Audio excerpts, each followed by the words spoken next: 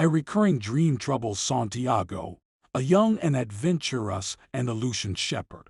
He has the dream every time he sleeps under a sycamore tree that grows out of the ruins of a church. During the dream, a child tells him to seek treasure at the foot of the Egyptian pyramids. Santiago consults a gypsy woman to interpret the dream, and to his surprise she tells him to go to Egypt. A strange, magical old man named Melchizedek, who claims to be the king of Salem, echoes the gypsy's advice and tells Santiago that it is his personal legend to journey to the pyramids. Melchizedek convinces Santiago to sell his flock and set off to Tanya. When Santiago arrives in Tanya, a thief robs him, forcing him to find work with a local crystal merchant. The conservative and kindly merchant teaches Santiago several lessons, and Santiago encourages the merchant to take risks with his business. The risks pay off, and Santiago becomes a rich man in just a year. Santiago decides to cash in his earnings and continue pursuing his personal legend to find treasure at the pyramids. He joins a caravan crossing the Sahara Desert toward Egypt and meets an Englishman who is studying to become an alchemist. He learns a lot from the Englishman during the journey. For one, he learns that the secret of alchemy is written on a stone called the Emerald Tablet. The ultimate creation of alchemy is the masterwork, which consists of a solid called the Philosopher's Stone that can turn lead to gold, and a liquid called the Elixir of Life that can cure all ills.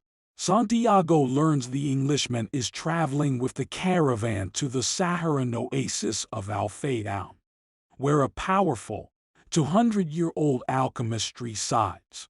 The Englishman plans to ask the alchemist the secret of his trade. As it turns out, the caravan must make an extended stop in Al-Fayoum in order to avoid increasingly violent tribal wars taking place in the desert. There, Santiago falls in love with Fatima, who lives at the oasis. During a walk in the desert, Santiago witnesses an omen that portends an attack on the historically neutral oasis. He warns the tribal chieftains of the attack, and as a result, Al-Fayoum successfully defends itself against the assault. The alchemist gets word of Santiago's vision and invites Santiago on a trip into the desert, during which he teaches Santiago about the importance of listening to his heart and pursuing his personal legend. He convinces Santiago to leave Fatima and the caravan for the time to finish his journey to the pyramids, and he offers to accompany Santiago on the next leg of his trip. While the alchemist and Santiago continue through the desert, the alchemist shares much of his wisdom about the soul of the world. They are mere days away from the pyramids when a tribe of Arab soldiers captures them.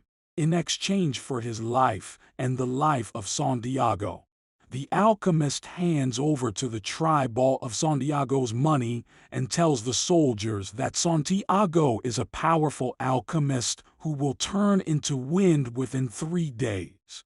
Santiago feels alarmed because he has no idea how to turn into the wind, and over the next 3 days he contemplates the desert. On the 3rd day, he communicates with the wind and the sun and coaxes them to help him create a tremendous storm. He prays to the hand that wrote all, and at the height of the storm he disappears.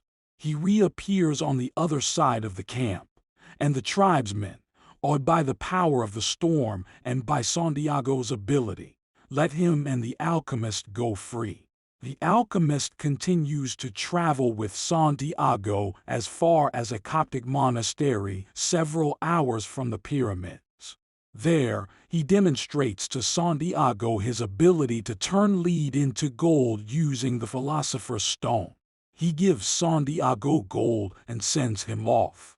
Santiago begins digging for the treasure at the foot of the pyramids, but 2 men accost him and beat him. When Santiago speaks to them about his dream vision, They decide he must have no money and let him live. Before leaving, one of the men tries to illustrate the worthlessness of dreams by telling Santiago about his own dream. It concerns a treasure buried in an abandoned church in Spain where a sycamore tree grows. The church is the same one in which Santiago had his original dream, and he finally understands where his treasure is. He returns to Spain to find a chest of jewels and gold buried under the tree, and plans to return with it to Alfayal, where he will reunite with Fatima, who awaits him.